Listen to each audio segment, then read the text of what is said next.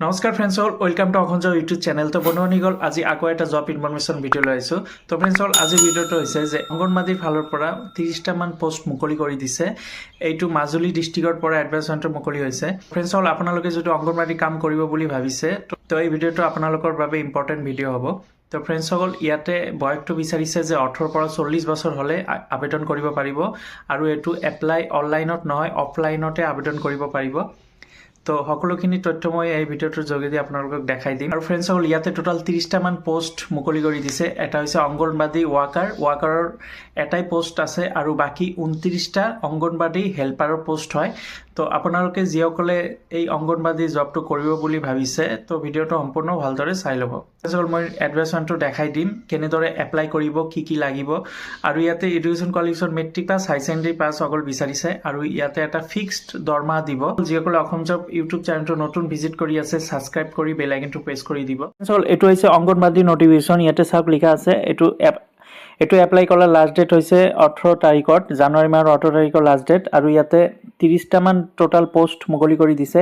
প্ৰথম পোষ্ট হৈছে অংগনবাদী ৱাকাৰ। ইয়াতে অকল এটা পোষ্ট আছে আৰু এই পোষ্টৰ বাবে আপোনালোকে 12 পাছ থাকিব লাগিব, অৰ্থাৎ হাই ছেকেণ্ডেৰী পাছ হ'ব লাগিব। আৰু ইয়াতে দৰমহা দিছে যে 6500 টকা পাৰ মান্থ দৰমহা হিচাপে পাই থাকিব। আৰু 2 নম্বৰ পোষ্টটো দিয়া আছে অংগনবাদী হেল্পাৰ। ইয়াতে টোটাল 29টামান পোষ্ট আছে। তো টোটাল 30টামান পোষ্ট মুকলি কৰি দিছে এই পোষ্টটো এপ্লাই কৰাৰ বাবে।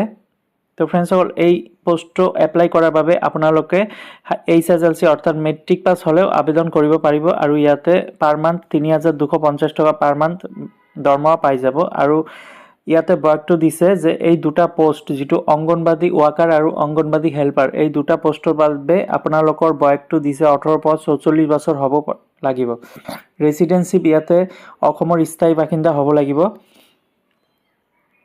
তো ফ্ৰেণ্ডছসকল এইটো হৈছে এডভাৰটাইজমেণ্ট। ইয়াতে চাওক লিখা আছে যে অংগনবাদী কেন্দ্ৰৰ নাম, তাৰপিছত খালী পদৰ নাম, তাৰপিছত সংৰক্ষণ যদি আছে অনুসূচিত জাতি জনজাতি, তো ইয়াতে সকলোখিনি লিখা আছে। আৰু উজনি মাজুলী সংসদ শিশু উন্নয়নৰ প্ৰকল্পৰ অধীনত এই তলত অংগনবাদী কেন্দ্ৰসমূহ খালী হৈ আছে। তো এইটোৰে পোষ্ট ইয়াতে মুকলি কৰি দিছে। তো আপোনালোকে এই এডভাৰটাইজমেণ্টটো ডাউনলোড কৰিব পাৰিব।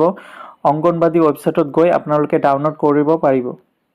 আপোনালোকে কেনেদৰে এপ্লাই কৰিব পাৰিব, ইয়াতে চাওক এটা এড্ৰেছ দি দিছে যাৰ prescribed application form will be available in the office child development project office Ujani Majuli.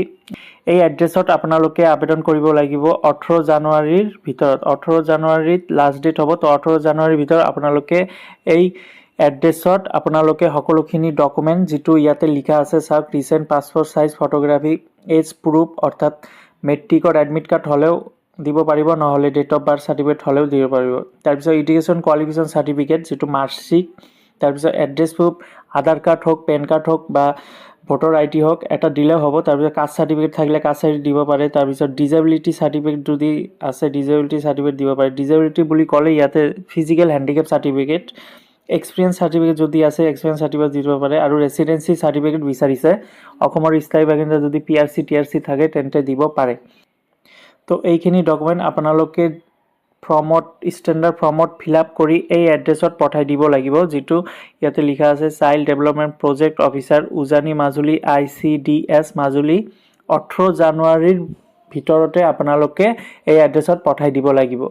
তো ফ্ৰেণ্ডছসকল এইটো আছিল অংগনবাদী চাইল্ড ডেভেলপমেণ্ট প্ৰজেক্ট যিটো উজানি মাজুলী ICDSৰ পৰা এড্ৰেছটো মুকলি কৰি দিছে। তো যিসকলে ইচ্ছুক সিহঁতে আবেদন কৰিব পাৰে। তো বন্ধু-বান্ধৱীসকল ভিডিঅ'টো কেনেকুৱা লাগিছে কমেণ্টত জনাই দিব আৰু লাইক আৰু নিজৰ বন্ধু-বান্ধৱীসকলক শ্বেয়াৰ কৰি দিব। ধন্যবাদ।